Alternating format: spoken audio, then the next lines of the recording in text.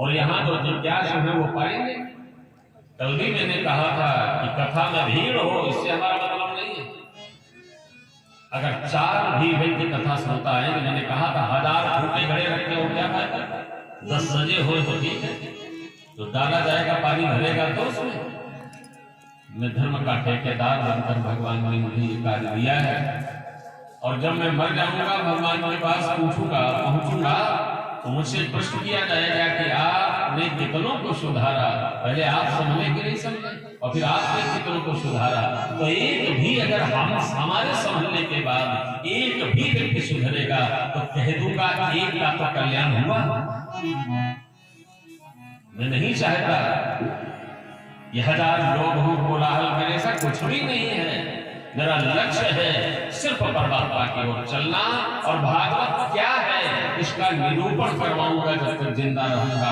और हम ये जानते हैं कि बीज हानि कभी नहीं होगी, बीज हानि नहीं होगी, और भक्तों की भी कमी कभी नहीं होगी।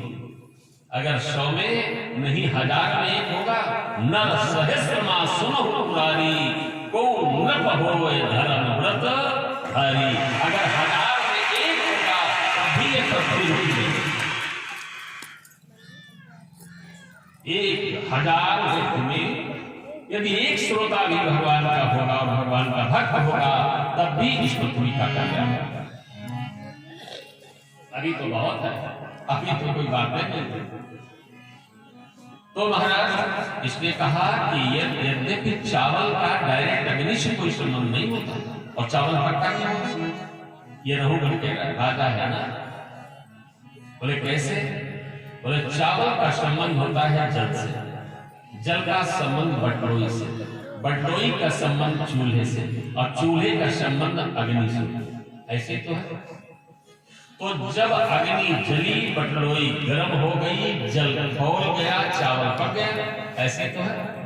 उसी प्रकार से इस शरीर का संबंध इंद्रियों से, इंद्रियों का संबंध मन से, मन का संबंध जीवात्मा से।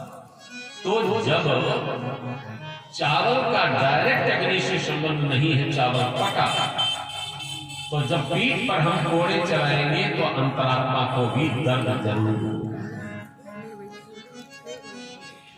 जड़ भरत ने कहा मालूम तो विद्वान पढ़ रहे हो, लेकिन ये हमारे द्वारा दी हुई विद्या तुम्हारे इतने जल्दी समझ में नहीं आएगी, क्योंकि अभी तुम्हें राजापन का अभिमान है ना। और जब मैं था तब हरि नहीं, अब हरि है मैं नहीं। एक जगह दोनों रवि और रजनी, दिन और रात एक जगह नहीं हो सकते। इसलिए अगर इस ज्ञान को लेना है तो पालकी के नीचे आ जाओ। राजा जिज्ञासु था, उतर कर नीचे बैठो, बैठो। श्रोता वक्ता ज्ञान निधि कथा राम ज्ञान, ये परंपरा धर्म की है। एक ऊपर बैठता है, शरद कुमार 4 भी आते, एक कथा सुनाता था, 3 बैठ कर सुनते थे, वो बदल जाता था, फिर 3 सुनते थे। वो घर घर में होता है जिसमें पति भगवान की कथा सुनावे, पत्नी सुने, और पत्नी कथा सुनावे, पति सुने। सारे घर के लोग अगर ये नहीं कर सकते तो ये बड़ी बात है। तो इतना तो जरूर कर लो कि सायंकाल घर में घोषणा कर दो कि आरती होगी। आरती होने पर सभी लोग अपने घर में हैं, सब एकत्रित हो और सभी भगवान की आरती करें, प्रसाद लें, भगवान के दंडवत करें। ये अगर जीवन में होने लगे तो ये घर ही स्वर्ग है।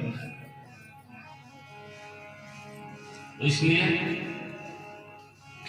इन्होंने कहा राजा तुमने चावल की क्षमता आत्मा से की, तुम जिस चीज की बात कर रहे हो वो है विकारी चावल, और हम जिस चीज की बात कर रहे हैं वो है निर्विकार आत्मा।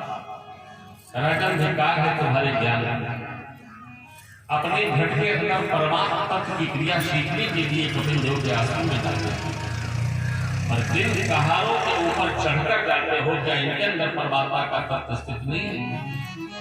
जिन चीटों और चीटियों को देखकर मैंने छलांग लगाई, क्या उनके अंदर परमात्मा का तत्व स्थित नहीं था? आप तत्ववशी सर्वम खल्विदं ब्रह्म का निरूपण करते, केवल वाणी से, अंतर हृदय से नहीं,